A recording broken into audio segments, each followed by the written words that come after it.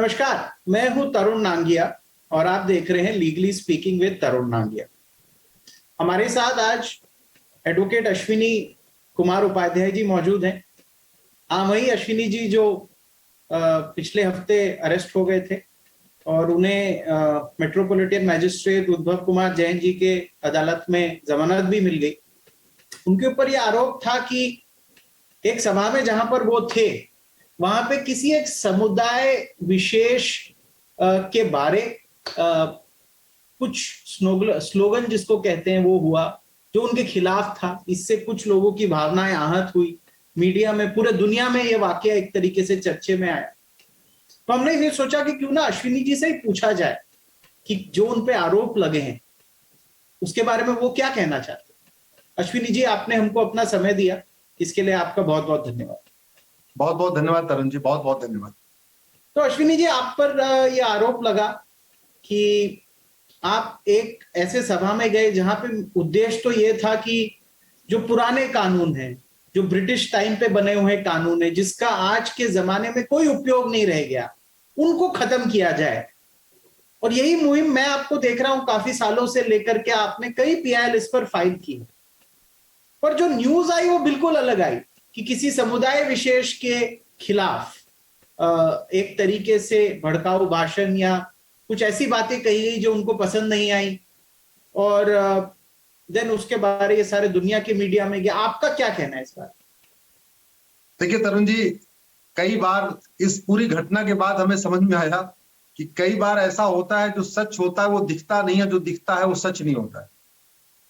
25 अगस्त को प्रधानमंत्री जी ने मन की बात में एक बड़ा इंपॉर्टेंट इशू रेज किया। प्रधानमंत्री जी ने 25 जुलाई को मन की बात उनका था कार्यक्रम। उसमें उन्होंने कहा कि भारत को तोड़ने के लिए बहुत सारे आंदोलन चल रहे हैं। मैं देशवासियों से आग्रह करता हूं कि वो भारत जोड़ो आंदोलन शुरू करें। जैसे प्रधानमंत्री जी का मैं मन की बात हर बार सुनता हूं, ये सुनने के बाद मुझे ध्यान आया कि लाओ हम भी भारत जोड़ो आंदोलन शुरू करते हैं, यूनाइट इंडिया मूवमेंट शुरू करते हैं। और ये गूगल पे है, मतलब अगर आप लोग सर्च करें यूनाइट इंडिया मूवमेंट, भारत जोड़ो आंदोलन, प्रधानमंत्री, ऐसे नरेंद्र मोदी, गूगल करें आपको मिलेगा। ये प्रधानमंत्री, ये शब्द, इस आंदोलन का नाम प्रधानमंत्री जी ने दिया था 25 जुलाई को। फिर हमने सोचा इसमें क्या करें, इसको कब शुरू करें। तो ध्यान आया मुझे कि अभी 15 दिन के बाद भारत छोड़ो आंदोलन की वर्षगांठ आ रही है।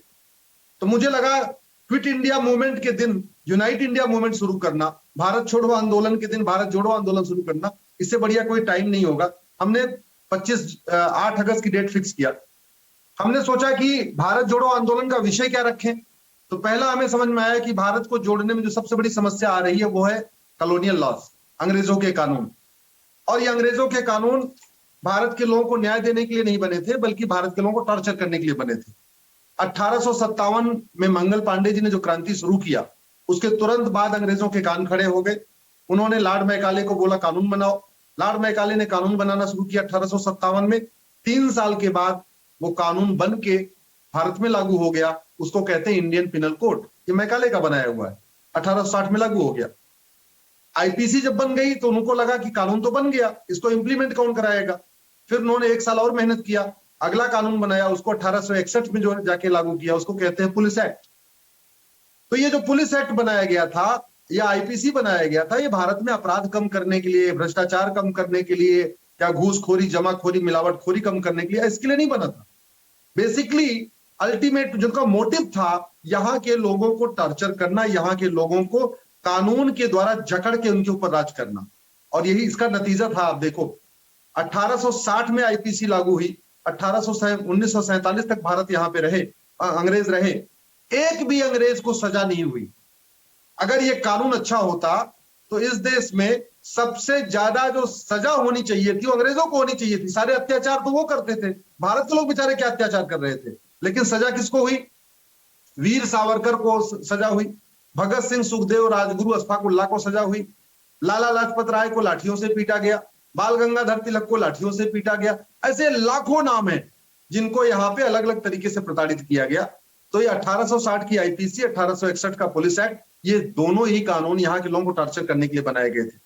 उसके बाद उन्होंने 2 साल फिर मेहनत किया, तीसरा कानून बनाया 1863 में, उसको कहते हैं रिलीजियस एंडाउमेंट एक्ट। वो रिलीजियस एंडाउमेंट एक्ट बना के उन्होंने भारत के सारे हिंदू, जैन, बौद्ध, सिख की जो धार्मिक स्थान थे उनको अपने कंट्रोल में ले लिया। उसके पीछे उनकी जो मंशा ये थी कि शिवाजी महाराज ने उत्तर भारत के सारे मंदिर लूटे जा चुके थे, तोड़े जा चुके थे, दक्षिण भारत के मंदिर बचे हुए थे शिवाजी महाराज के कारण। शिवाजी महाराज ने मुगलों को महाराष्ट्र के आगे बढ़ने नहीं दिया, तो इसलिए तमिलनाडु, केरल, आंध्रा, कर्नाटक, यहाँ के जो मंदिर थे वो तो न बचे हुए थे, उनका जो मंदिर का चढ़ावा था वो बचा हुआ था, मंदिर की प्रॉपर्टी बची हुई थी। अंग्रेजों ने वही काम किया। बेसिकली मुगलों और अंग्रेजों में अंतर केवल इतना था कि मुगल जो काम तलवार के दम पे करते थे, गला काट के करते थे, अंग्रेज वही काम कानून बना के करते थे। 1863 में उन्होंने रिलीजियस एंडाउमेंट एक्ट बना के सारे मंदिर कंट्रोल में ले लिए, जो हमारे चाहे वो तिरुपति बालाजी का मंदिर हो या पद्मनाभ स्वामी का टेम्पल हो या भारत के दक्षिण भारत के जितने भी मंदिर है, सबको उन्होंने कब्जे में ले लिया। जो वहां के पुजारी थे उनको वहां का नौकर बना दिया, जो वहां के आसपास दुकानों के मालिक थे उनको वहां का किराएदार बना दिया। सारी मंदिर की प्रॉपर्टी, मंदिर की जमीन, मंदिर की दुकान, मंदिर का चढ़ावा, सब कुछ लेने लग गए। अश्विनी जी, ऐसे फिर यहाँ पे कलेक्टर सिस्टम लागू किया। आपने तो काफी अच्छे से समझा दिया कि एक तरीके से क्या हुआ था। आज हम चर्चा को थोड़ा सीमित रखेंगे जंतर मंतर की घटनाओं पर। हाँ। क्योंकि आप पर आरोप तो लगा वही कि वहां पर जो आपकी मंशा थी वो तो यही थी जो आप कह रहे हैं, बट वहां एक समुदाय विशेष के खिलाफ कुछ भाषण किए गए या कुछ ऐसी चीजें कही गई जिसके कारण आपके ऊपर दिल्ली पुलिस ने केस दर्ज किया, आपकी गिरफ्तारी हुई। जी। उस बारे में उसका जवाब देता हूँ। हाँ, उसका जवाब देता हूँ। तो एक तो हमने जो नारा दिया था 8 अगस्त के लिए, विदेशी नहीं स्वदेशी कानून चाहिए, और दूसरा हमने कहा था बहुविधान नहीं संविधान चाहिए। जानते हैं ये सारे मुद्दे मेरी पीआईएल में चल रहे हैं। समान शिक्षा, समान चिकित्सा, समान नागरिक संहिता, समान दंड संहिता, समान पुलिस संहिता, ये सारे विषय हम ऑलरेडी सुप्रीम कोर्ट में ले जा चुके हैं, आप जानते हैं। अब उसके बाद क्या हुआ, एक संगठन है सेव इंडिया फाउंडेशन, जिसने ये पूरा इसका जो इंफ्रास्ट्रक्चर खड़ा करने की जिम्मेदारी इसको सौंपी गई। भाई सेव इंडिया फाउंडेशन इसका करेगा। मैं पहले से क्लियरिटी कर दूं, मैं सेव इंडिया फाउंडेशन में न तो ट्रस्टी हूं, न उसमें बोर्ड में मेंबर हूं। उस एनजीओ से मेरा डायरेक्ट कोई कनेक्शन नहीं है। हाँ, लेकिन वो संगठन इसको ऑर्गेनाइज कर रहा था, हम बाहर से लोग इसको सपोर्ट कर रहे थे, ये एकदम फैक्ट है।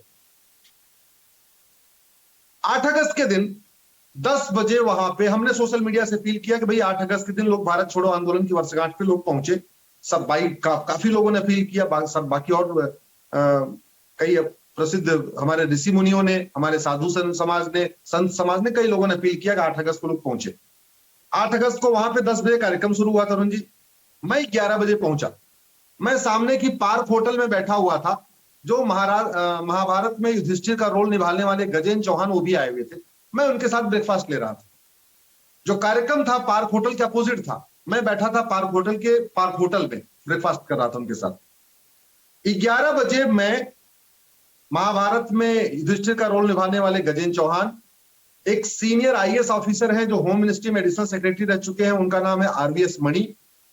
होम मिनिस्ट्री में एक सीनियर एडिशनल डायरेक्टर रह चुके हैं, उनका नाम है आईपीएस ऑफिसर है डॉक्टर आनंद कुमार। कालका जी जो मंदिर है उसके मुख्य महंत स्वामी जो महाराज जी हैं वो, ये हम 4-5 लोग जो है लगभग 11 बजे, कोई 5 मिनट पहले कोई 5 मिनट आगे पीछे करके हम लोग मंच पे पहुंचे।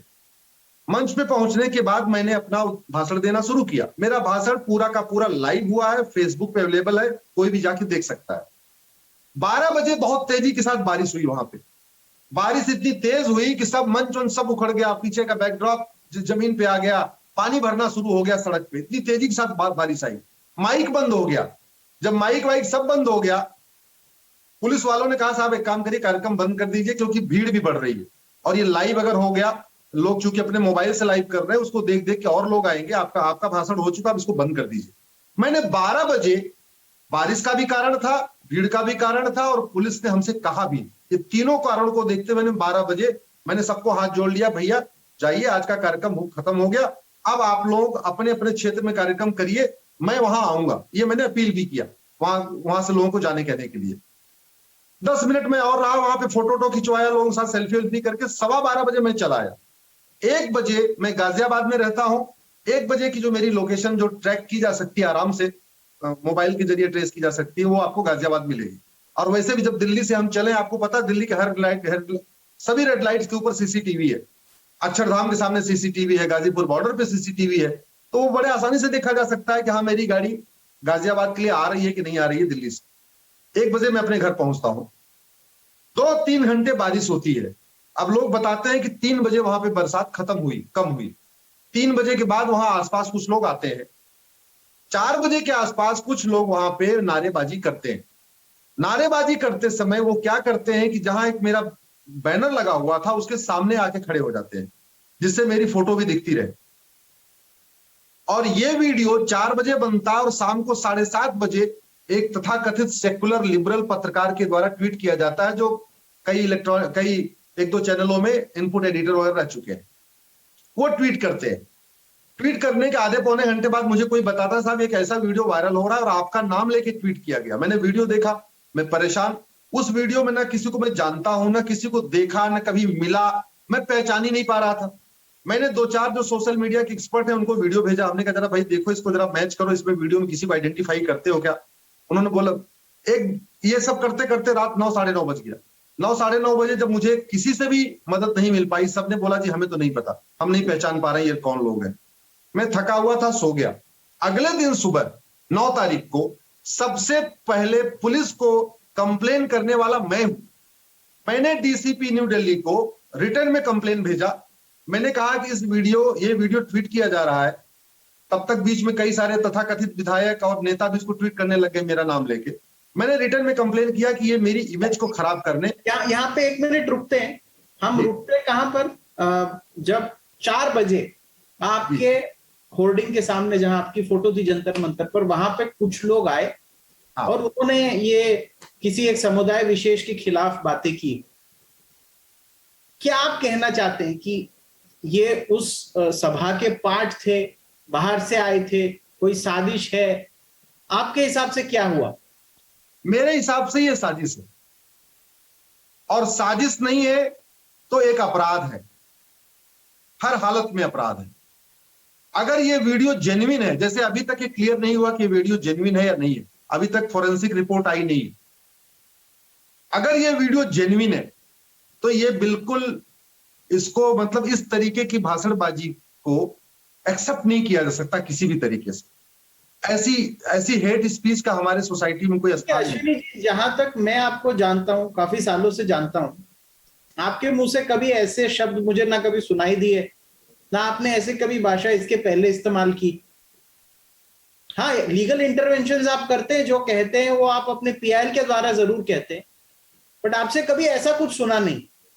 इसलिए जब काफी लोगों को पता चला तो उन्हें भी एक तरीके से आश्चर्य हुआ कि ये क्या अश्विनी जी हैं क्या ये इन्हीं के सभा में हुआ, क्या ये इन्होंने कहा? क्योंकि बहुत सारे लोग टीवी नहीं देख पाते हैं, वो तो मोबाइल के माध्यम से, व्हाट्सएप मैसेजेस के माध्यम से जानते हैं। तो आप ये कह रहे हैं कि आप जब सभा में थे ऐसा कुछ हुआ नहीं, आप जब घर पहुंचे उसके बाद 3 घंटे बाद ये चीज हुई, आप थे ही नहीं वहां पर जी, तो फिर आपकी गिरफ्तारी क्यों हो गई? हाँ, तो उसके बाद अगले दिन सुबह 9 तारीख को शशि थरूर ट्वीट करने लग गए, ओवैसी ट्वीट करने लगे, अमानुल्लाह खान ट्वीट करने लग गए, पूरा कांग्रेस, पूरा सीपीआई, पूरी टीएमसी, महुआ मित्रा, आम आदमी पार्टी के सारे सांसद, विधायक, नेता, संजय सिंह, सब लगे एकदम हमें टारगेट पे लेने। अल्टीमेटली मुझे टारगेट पे नहीं ले रहे थे, वो प्रधानमंत्री जी और गृह मंत्री जी को टारगेट पे ले रहे थे। हम तो एक बहाना थे उनके लिए, हमें हमारे बहाने उन्होंने शुरू कर दिया। उनके ट्वीट करने के बाद बीबीसी उस पर कुछ लिखता है, उसके बाद हमें जैसा पता चला कि वो कुछ गल्फ कंट्रीज का कोई एक चैनल था, उसको उसने चलाना शुरू कर दिया, और ये सब कहानी शुरू हो गई। मैं फिर से रिपीट करता हूं, न उस वीडियो में जो शामिल थे, पहली बात तो अगर वो वीडियो सही है तो मैं उसकी निंदा करता हूं, मैंने अपने कंप्लेन में कहा था। मैंने दूसरा कहा था अगर वीडियो पे उन लोगों का पता आपने किया, वो कौन थे? अभी तक नहीं पता चल पाया। मैंने पूरा 3-4 दिन से मैंने सबको पूछ के उस वीडियो को फॉरवर्ड करके देख लिया, कोई नहीं मुझे बता पा रहा कि हाँ इसमें ये लोग शामिल, ये नाम है। जनरली फेसबुक से फोटो मैच हो जाती है, मैंने बहुत एफर्ट किया, लेकिन मुझे अभी तक उनका नाम नहीं पता, और किसी एक का भी नहीं, उसमें 10-12 लोग दिख रहे हैं, एक का भी नाम। मुझे आप एक बात बताइए अश्विनी जी, वहां कई लोग मौजूद थे, आरवीएस मनी जी मौजूद थे, जो होम मिनिस्ट्री में कार्यरत हो चुके रहते पहले थे जी। बाकी भी कई सीनियर लोग मौजूद थे, सिर्फ आपको ही क्यों गिरफ्तारी देनी पड़ी? क्योंकि मेरा नाम लेके ही ट्विटर पे ट्रेंड हो रहा था, अरेस्ट अश्विनी उपाध्याय, अरेस्ट तो अश्विनी उपाध्याय। मुझे आप एक बताइए, पुलिस जो है वो ट्विटर ट्रेंड के बिना पर इस देश में गिरफ्तारी करती है या सबूत के बिना पर? बहुत, मैं इनफैक्ट मैं तरुण जी, मैं बहुत जल्दी इस पे एक पीआईएल फाइल करने वाला हूं और उसमें सुप्रीम कोर्ट से गाइडलाइन की मांग करूंगा कि सुप्रीम कोर्ट, जहां आज के एडवांस जमाना आ चुका है, हर चीज ट्रेस की जा सकती है, मोबाइल की लोकेशन ट्रेस की जा सकती है, सीसीटीवी कैमरे से लोकेशन खंगाली जा सकती है, वहां कम से कम कुछ बेसिक रिसर्च तो कर ले। बट अश्विनी जी, दिल्ली पुलिस के कई ऑफिसर्स का मैंने इंटरव्यू किया है, प्रोफेशनल पुलिस फोर्स है। बाकी कई पुलिस डिपार्टमेंट्स होंगे शहरों में जहां पे आर्बिटरी अरेस्ट होते हैं, दिल्ली पुलिस में ऐसा कम देखने मिलता है। लेकिन आप मेरा बेल का ऑर्डर देखिए जरा, बेल के ऑर्डर में मजिस्ट्रेट ने क्या कहा, जरा आप उसको देखिए। बेल के ऑर्डर में मजिस्ट्रेट ने कहा कि हम पूछ रहे हैं जो एक्यूज्ड है उसकी लोकेशन कहां है, हम पूछ रहे हैं उसकी सीडीआर कहां, उसकी कॉल डिटेल्स ये बताओ, उसकी लोकेशन कहां आ रही है, उसकी गाड़ी कहां पे खड़ी थी उस समय, वो कहां पे ट्रैक हुआ है। दिल्ली पुलिस कुछ भी नहीं बता पा रही है। जब आप तो वकील हैं, आप तो कोई एक तरीके से कोई विमान में बैठ के अमेरिका तो नहीं जा सकते, आपको तो पूछताछ पे भी बुलाया जा सकता था। आप जूम के द्वारा या नहीं, मुझे रात को 10, 10:30, 11 बजे एसएचओ का फोन आया कनॉट प्लेस का कि आप कनॉट प्लेस आइए थाने में। हमने कहा भैया मेरा क्या काम, मैं तो कंप्लेन करने वाला हूँ। बोले आप आ जाइए, वो जो वीडियो है उसमें से हमने कुछ लोगों को पकड़ा, उनको आप पहचान कर लीजिए। मैंने कहा मैं पहचान कैसे करूं, मैंने तो देखा ही नहीं कभी आज तक। बोले नहीं आप आ जाओ। जब उन्होंने कहा आ जाओ, हालांकि मैं एज ए एडवोकेट में जानता हूं कि वो मुझे रात को क्यों बुला रहे हैं, लेकिन फिर मैंने कहा अगर ये बुला रहे हैं तो मैं सांच में आज क्यों, जब मेरा कहीं 1% मेरा कहीं। मुझे एक बात मतलब सच में जाननी है। ट्विटर पे आपका नाम ट्रेंड हुआ, आपकी अरेस्ट हो गई, वहां कई लोग मौजूद थे उस सुबह, उनमें से तो कोई अरेस्ट नहीं हुआ, क्योंकि और किसी का नाम ट्विटर पे ट्रेंड ही नहीं हुआ। नहीं तो ट्विटर के ट्रेंड से अरेस्ट का क्या लिंक?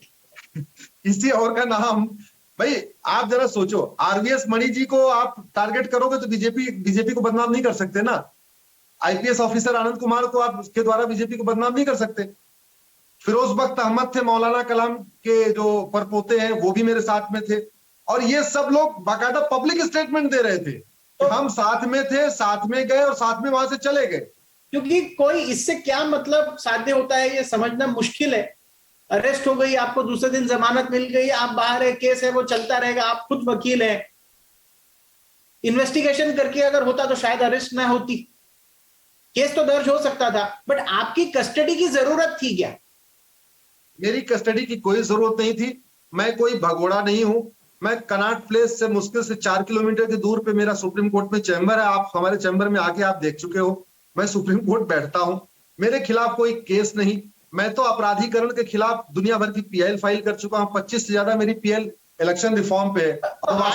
आज सॉरी मैं आपको काट रहा हूं, लेकिन आज के कार्यक्रम से शायद सीख यही मिलती है कि एक मॉडर्न जमाने में वीडियो का किस तरह अगर दुरुपयोग हुआ है, तो मैं ये नहीं कह रहा कि वो तो कोर्ट तय करेगा, लेकिन अगर दुरुपयोग होता है तो ये एक चिंता करने वाली एक तरीके से चीज है कि आप किधर एक सुबह चले जाएं, आपके बाद में कोई आके पूछ बोल जाए, उनका तो कोई गिरफ्तारी ना हो, जो सुबह आके चले गए उनकी गिरफ्तारी होगी। भाई मैं आपको तरुण जी क्या कह रहा हूं, अगर मंच पे जाके भाषण देने वालों को गिरफ्तार करना है तो सबसे पहले अरविंद केजरीवाल को गिरफ्तार करना चाहिए, जिसके लाइव भाषण के दौरान एक व्यक्ति ने जंतर मंतर में फांसी लगाया था। फिर तो सबसे पहले राकेश टिकैत को गिरफ्तार करना चाहिए, क्योंकि राकेश टिकैत के जिनको राकेश टिकैत ने बुलाया था, उन्हीं लोगों ने दिल्ली में ट्रैक्टर चला चला के पूरी बैरिकेडिंग तोड़ी, लाल किले पे पूरा ड्रामा किया था, पूरा खून खराबा हुआ था, लोग मारे गए। फिर तो राकेश टिकैत को गिरफ्तार करना चाहिए। अगर मंच पे आने के कारण ही लोगों की गिरफ्तारी होनी है तो सबसे पहले सोनिया गांधी की गिरफ्तारी होनी चाहिए, क्योंकि सोनिया गांधी ने लाल किले से कॉल दिया था, उसके बाद शाहीन बाग में धरना शुरू हुआ था, और शाहीन बाग के बाद पूरा दिल्ली का दंगा हुआ। तो शाहीन बाग और दिल्ली के दंगे के लिए फिर तो सोनिया गांधी जिम्मेदार होनी चाहिए। मैंने तो ऐसा कोई स्पीच भी नहीं दिया, तो मेरा स्पीच फेसबुक पे लाइव है। क्या आपकी ये कंटेंशन है कि पुलिस की जो पावर टू अरेस्ट है उसका मिसयूज हुआ आपके अरेस्ट? बिल्कुल, 1861 का जो कॉलोनियल लॉ है, ये जो अंग्रेजों का कानून है, इसका ये मिसयूज करने के लिए बना था। और मैं वहां गया था यही कहने कि अंग्रेजी कानून खत्म करो, ये बहुत ज्यादा मिसयूज होते हैं, और लकीली उसका मिसयूज मेरे ऊपर हो गया। मैंने वहां ये कहा था कि कट्टरवाद बढ़ रहा है, चरमपंथ बढ़ रहा है, क्योंकि कानून घटिया है। और मुझे भी आपने जो कहा वो तो मैं समझ गया, आपने पहले आंसर में ही बता दिया था कि आपका एक तरीके से मंशा क्या है। मुझे एक चीज यही चिंतित करती है कि कोई भी सम्माननीय वकील हो, डॉक्टर हो, आईएएस ऑफिसर हो, IPS officer, retired IAS IPS हो, वो कहीं भी जाके सहभाग होता है कोई भी कार्यक्रम में, उसके बाद कुछ बच्चे कुछ चिल्ला देते हैं, उसके लिए आप उसको कैसे जिम्मेदार मान सकते हैं? कोर्ट ने तो खैर आपको जो ऑर्डर में लिखा है वो तो लिखा ही है, देखे आगे इसमें क्या होता है। बट समय हमारे पास कम है। अश्विनी जी, आपने सारा एक तरीके से अपना जो वर्जन है, ब्यौरा है रखा, और लोगों को एक दूसरा पक्ष भी जानने मिला, और इससे मुझे लगता है लोगों को एक तरीके से कुछ आइडिया आया होगा कि क्या हुआ था। और क्योंकि न्यूज में दो तरफा न्यूज आनी चाहिए, एक तरफा न्यूज तो आई गई बाहर, ये दूसरी आपने जो कहा उससे आपका भी एक तरीके से लोगों को वर्जन पता चला। आपने हमको अपना समय दिया अश्विनी जी, इसलिए बहुत बहुत धन्यवाद, बहुत बहुत धन्यवाद।